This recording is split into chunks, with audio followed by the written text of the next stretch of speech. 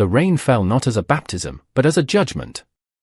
It hammered the corrugated tin roof of the barn, lashed against the window panes of the small farmhouse, and turned the hard-packed earth of the long driveway into a churning river of mud. For 10 years, Elias Thorne had welcomed such storms. They were an excuse for the world to leave him be, a perfect mirror for the tempest that had never truly settled in his own soul. He sat at his kitchen table, the wood worn smooth by the ghost of his wife's hands, and watched the deluge. It was in the heart of this squall, as lightning bleached the world white for a split second, that he saw them. 3 figures, not ghosts, but something just as ethereal and unsettling, stumbling through the gale. They were hunched against the wind, moving with a desperate, shared rhythm of exhaustion. He stood, his chair scraping against the floorboards, the sound unnaturally loud in the quiet house. His first instinct, honed by a decade of solitude, was to douse the lantern, to become one with the shadows and wait for them to pass. They were not his concern. The world and its troubles had been locked out the day he had buried Eleanor, and he had never once felt the urge to turn the key. But they were moving toward his gate, their forms becoming clearer in the gloom.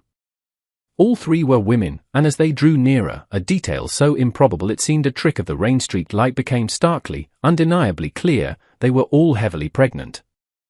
One of them, the leader, pushed open the squealing gate and the trio staggered onto his property, their faces pale and pleading in the gloom. The one in the lead looked directly at his window, her eyes finding his as if guided by some primal instinct for sanctuary. Her expression was not one of demand, but of utter, soul-crushing supplication. The storm inside Elias, the one he had nurtured and contained for so long, roared in response. Every fiber of his being screamed at him to stay put, to let the world handle its own broken things. He had tried to fix things once, and it had cost him everything. Yet, he could see Eleanor's face in the woman's desperate gaze. He saw the swell of her belly beneath her simple dress, a phantom limb he could still feel ache in his heart.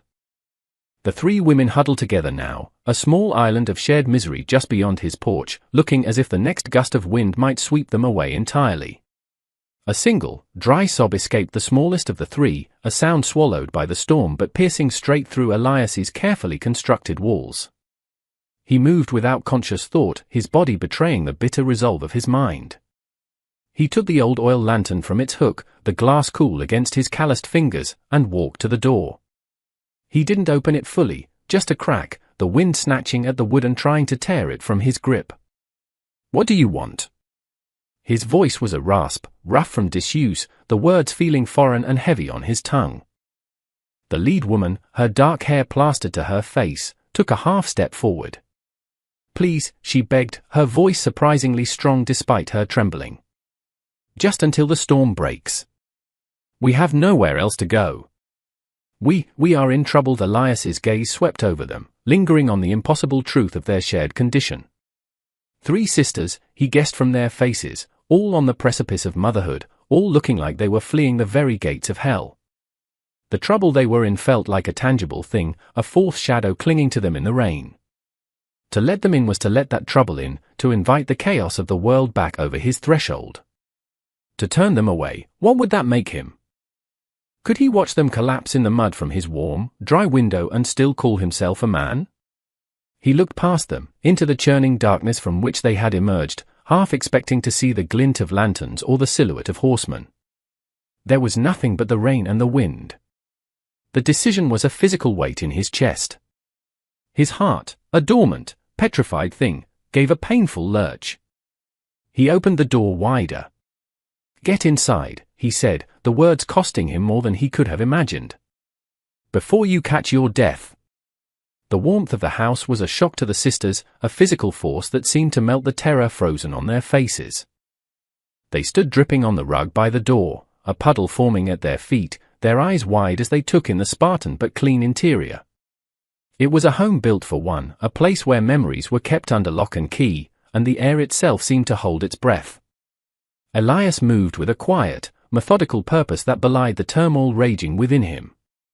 He stoked the fire in the stone hearth until it crackled and spat, casting dancing shadows that made the small living room feel both larger and more intimate.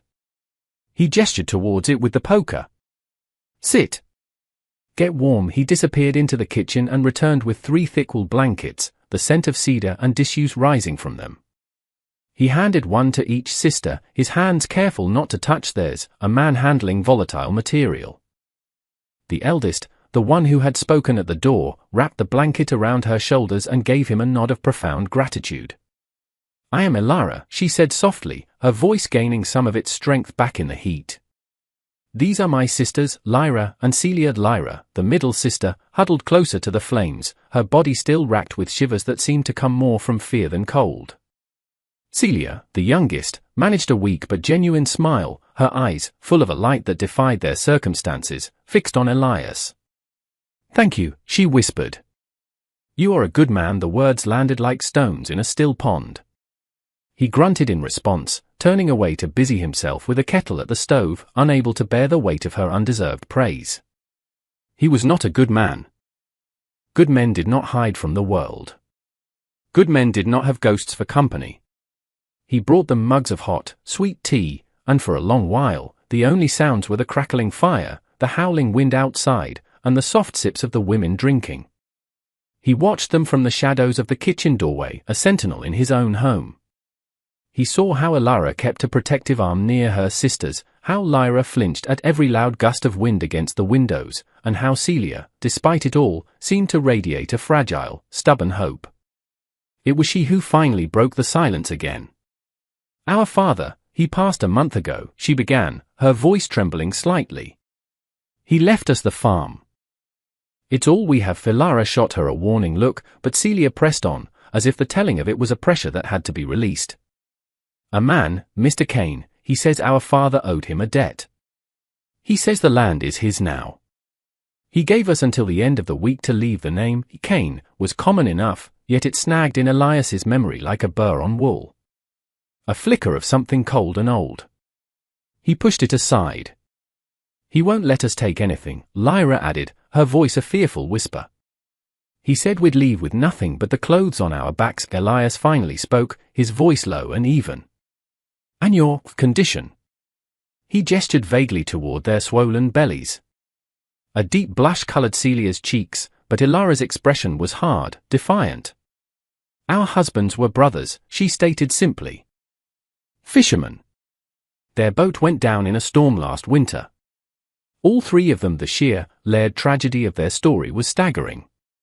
Widowed, orphaned, soon to be homeless, and carrying the last legacy of their lost loves. The silence that followed was heavy with unspoken grief. Elias felt a familiar ache in his chest, a kinship with these women that he did not want. He had built this fortress of solitude precisely to keep such feelings at bay. And yet, here they were, in his house, their sorrow mingling with his own. He found himself looking at the small, framed photograph on the mantelpiece, the only one he had allowed himself to keep. Eleanor, smiling, her hand resting on her own slightly rounded stomach. It was from the week before the accident. The week before a different kind of monster, a man driving a wagon full of greed and whiskey, had stolen his world. What would you do in this situation? How much of the world's pain can one person be expected to carry? He cleared his throat, the sound rough. "The storm won't break till morning, maybe longer," he said, his decision made without his own consent. "You can take the spare room. It's small, but the bed is sound." He was not offering them a home. He was not offering them protection. He was just offering them a single night's reprieve. At least, that is what he told himself as he laid out clean sheets on the bed that had not been slept in for 10 years, the very air in the room seeming to sigh with a long-forgotten purpose. The morning broke clear and cold, the storm having scrubbed the sky to a pale, fragile blue. The world outside was washed clean, but inside Elias's farmhouse, a new and unsettling tension had taken root. The presence of the sisters, so foreign and vibrant, had fundamentally altered the space. He awoke on his cot in the living room to the smell of coffee, a scent he hadn't bothered with for years. Celia was in his kitchen, moving with a quiet confidence, a small, apologetic smile on her face. "I hope you don't mind," she said, gesturing to the percolator. "I found the beans in the pantry. We wanted to do something to thank you." Elias merely nodded, taking the mug she offered. The warmth of it in his hands was a strange comfort. But his senses were on high alert, a dormant part of him awakened. He wasn't just a farmer in his home anymore, he was a watchman on his walls. He spent the morning doing his chores, his movements tracked by the anxious eyes of Lyra from the window and the more assessing gaze of Ilara from the porch. He felt their vulnerability like a physical weight on his own shoulders. Late in the afternoon, as he was splitting firewood with a ferocity that was more about venting his inner turmoil than preparing for winter, he saw it, a plume of dust on the horizon, rising from the county road that led to his isolated property. It was too deliberate for a random traveler, too slow for a friendly visit. His blood ran cold. He dropped the axe, his body moving with an instinct he thought he had buried long ago. "Inside," he commanded, his voice sharp and low as he strode towards the porch. "All of you. Get in the cellar." Now fear flashed in their eyes, but they didn't question him. Ilara herded her sisters towards the heavy wooden door set into the kitchen floor. As Celia passed him, her hand brushed his arm. "What is it?" she whispered. "Trouble," he said, his eyes fixed on the approaching dust cloud. He helped Lyra down the steep steps, her breath coming in ragged gasps, before closing the heavy door over them. He slid the wooden dining table over it, a flimsy barricade that was more for his own peace of mind than for any real security. He then walked to the front window, peering through the edge of the curtain. 2 riders. They weren't moving fast, but with the lazy confidence of men who knew they had all the time in the world. They were scouts, probers, sent to sniff out the trail. He knew the type. He'd ridden with men like them, and against them, in a life he'd tried to forget. They reined in their horses 100 yards from his fence, surveying the farmhouse, the barn, the quiet curl of smoke from the chimney. Elias's mind raced. He had 1 rifle, an old Winchester, and about 20 rounds. Not enough for a fight, especially not a fight he wanted. His greatest weapon was the one thing he had cultivated for a decade, the appearance of being a harmless, grieving recluse. He stepped out onto the porch, forcing his shoulders to slump, his expression to be one of mild, weary curiosity. He held up a hand in a non-threatening wave. One of the riders, a burly man with a cruel slit of a mouth, nudged his horse forward. "Howdy, old man," the rider called out, his voice dripping with condescension. "Lost something?" Elias asked, his tone gravelly and slow. "Just looking for something," the man replied, his eye scanning every inch of the property. 3 somethings, to be precise. "Young women. Seen them?" Elias shook his head slowly, putting a touch of confusion into his eyes. "Women? Ain't seen nobody but the mail carrier in 6 months. And he only comes when he has to." The rider exchanged a look with his partner. He didn't seem entirely convinced. His gaze lingered on the farmhouse. "You live out here all alone?" "Ever since my wife passed," Elias said, letting a genuine tremor of old grief surface. "It was a weapon, too. Pity could be a shield." The man's partner spoke up, his voice higher, more nasal. "We heard they might have come this way. Running from a debt they owe to Mr. Kane." Elias held his ground, his heart pounding a steady, cold rhythm against his ribs. He forced a short, dry chuckle. "Kane? Silas Kane?" he asked, as if the name were a half-forgotten piece of local gossip. The rider's eyes narrowed. "You know him?" "I know of him," Elias said carefully. "Man who thinks he owns the sun and the moon.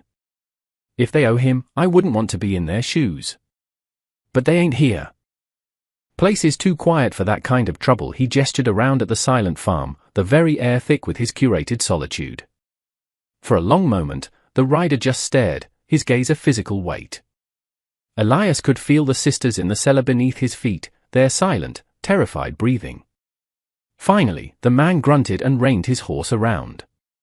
"If you see SM, you send word to Kane's ranch. There's a reward." He didn't wait for an answer, just spurred his horse and rode away, his partner following close behind. Elias stood motionless until their dust was once again just a smudge on the horizon. Only then did he allow himself to breathe. He had turned them away, but it was a temporary victory. They would be back. Kane wasn't a man to give up. He went inside and moved the table, pulling open the heavy cellar door. 3 pale faces looked up at him from the darkness, their eyes filled with a mixture of terror and dawning reverence. He had not just given them shelter, he had stood between them and the wolves. In that moment, the choice was no longer his to make. It had been made for him. He was their protector. And as he looked at their faces, the name Silas Cain echoed in his mind, no longer a vague threat but the key to a locked room in his memory. A room that held the face of another friend, a man named Thomas Finch, the sister's father, and the broken promise Elias had made to him years ago, a promise that had died on the same day as his wife. The revelation struck Elias not like a bolt of lightning, but like the slow, inexorable creep of frost. Thomas Finch. The father of these women had been his friend, one of the few honest men he had known in his former life as a town marshal in a place rotten with corruption. And Silas Cain was the source of that rot. Cain had been the shadow behind the throne, the wealthy rancher who bought politicians and broke laws with impunity. Elias had tried to stand against him, building a case brick by brick, with Thomas Finch as his only secret ally, feeding him information about Cain's land grabs and extortion schemes. But Cain had been too powerful, his web too intricate. Before Elias could act, his world had been shattered. The wagon that ran Eleanor's carriage off the road, the driver was one of Cain's men, drunk and reckless.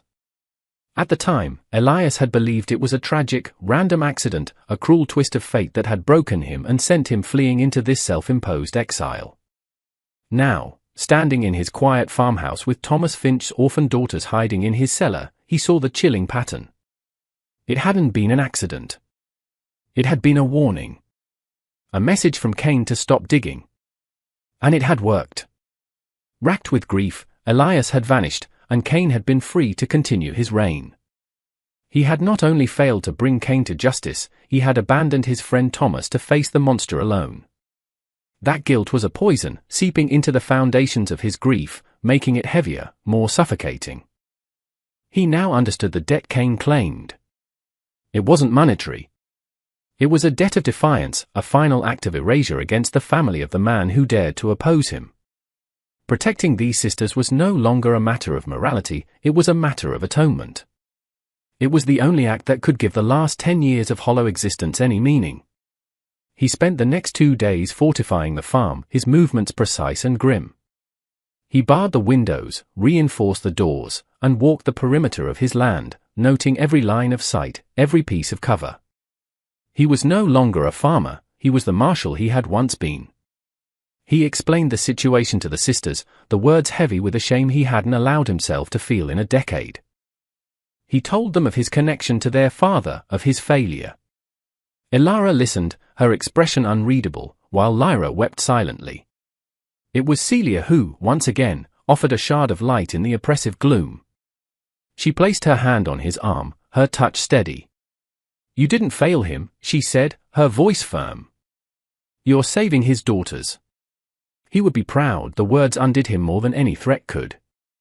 For the first time in 10 years, Elias felt the sting of tears in his eyes. The wait was the hardest part. The silence of the farm was no longer peaceful but fraught with anticipation. Every creak of the floorboards, every rustle of leaves, was a potential threat. And then, on the 3rd day, he came. Not with an army, but with a quiet, arrogant procession of 4 riders, Silas Cain himself at the lead.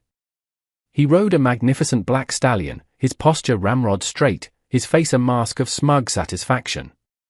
He stopped at the same spot his scouts had, his cold eyes taking in the fortified farmhouse. He didn't shout or make threats. He simply dismounted, handing his reins to one of his men, and walked calmly toward the gate, his hand resting on the ornate grip of the pistol at his hip. "Elias Thorne," Cain called out, his voice smooth and cultured, carrying easily in the still air. "I should have known you'd wash up in a place like this." A hole to match the one in your heart. Elias stepped onto the porch, his old Winchester held loosely in his hands, its barrel pointed at the ground. He looked at the man who had haunted his life from a distance, the architect of his pain. Cain, was all he said, the name a curse on his lips. "I know they're in there, Elias," Cain said with a thin smile. "Thomas Finch's girls. He was always a sentimental fool. Looks like you've picked up his habit. He opened the gate and took a step onto Elias's property, a deliberate act of trespass. This doesn't concern you. It's a private matter between me and their father's estate. You murdered my wife, Silas, Elias said, his voice flat, devoid of emotion, yet carrying the weight of a decade of suppressed rage. Cain's smile faltered for a fraction of a second. That was an unfortunate accident. Your wife was in the wrong place at the wrong time. Just as you were. A lesson you clearly failed to learn. Now, send out the girls, and I'll let you crawl back into your misery. I have no quarrel with a broken man. They're not coming out, Elias said, raising the Winchester until it was level with Cain's chest. And you're not setting foot on this porch. Cain laughed, a dry, humorless sound. You, Elias? You're going to make a stand? The man who ran? The man who let his friend's legacy be wiped out while he wallowed in self-pity? You have no right to play the hero. Every word was a poisoned dart, aimed at the deepest wounds in Elias's soul. He could feel the old shame, the old grief, rising up to choke him. But then he felt something else. He felt the presence of the 3 women behind the door, the 3 innocent lives, the 3 unborn children. He was not the broken man who had arrived here 10 years ago. They had changed him. They had given him a reason to be whole again. I'm not the man I was, Cain, Elias said, his voice ringing with a newfound clarity. And this is where your road ends. You took my future. You will not take theirs. Cain's face hardened, the mask of civility falling away to reveal the predator beneath. A noble sentiment, he sneered, and his hand moved like a striking snake, dropping towards his pistol. The world narrowed to the space between the 2 men. It wasn't a duel of honor, it was the final, violent collision of 2 opposing forces. But Elias was ready. He hadn't spent the last 2 days just boarding up windows. He had been reawakening a part of himself he thought was dead. As Cain's hand dropped, Elias didn't fire the Winchester. Instead, he swung it, the heavy wooden stock catching Cain's wrist with a sickening crack. The pistol clattered to the ground as Cain cried out, a sound of pure shock and pain. The 3 men behind him spurred their horses forward, drawing their own weapons, but they were too late and too far. Elias was already moving, flowing down the porch steps with a speed that defied his age. He kicked Cain's pistol away and slammed the butt of his rifle into the man's gut, doubling him over. He was not fighting with rage, but with a cold, clear purpose. This was not vengeance for Eleanor. Vengeance was a hot, blinding emotion. This was justice for Ilara, Lyra, and Celia. This was the fulfillment of a promise to their father. This was redemption. As Cain's men charged, Elias used his knowledge of the terrain, the land that had been his prison and was now his fortress. He kicked over a rain barrel, the sudden gush of water spooking the lead horse and sending its rider tumbling.